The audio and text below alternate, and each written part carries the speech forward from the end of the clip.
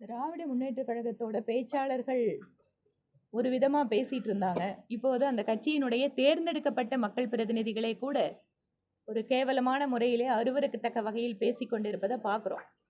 இன்று பல்வேறு அமைப்புகள், குறிப்பாக பெண்கள் அமைப்புகள், அவர்களெல்லாம் இதற்காக கடுமையான கண்டனத்தை தெரிவிக்கிறார்கள்.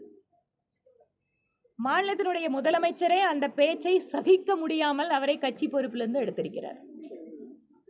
இது ரியாக்ஷன் அப்படிங்கறத இன்னைக்கு திமுக பார்க்கறாங்க. ஒரு காலத்துல அதிலும் குறிப்பாக ஒரு குறிப்பிட்ட மதத்தை அவதூறு செய்வது, குறிப்பிட்ட சமூகத்தை கேவலமாக அவர்கள் பேசுவது என்று இருப்பதையெல்லாம் இப்போது மக்களோட ரியாக்ஷனை பார்த்துட்டு அவங்க அதற்கு நடவடிக்கை எடுக்கக்கூடிய அளவுக்கு மாறுதல் அங்கே நடந்துட்டு இருக்கு.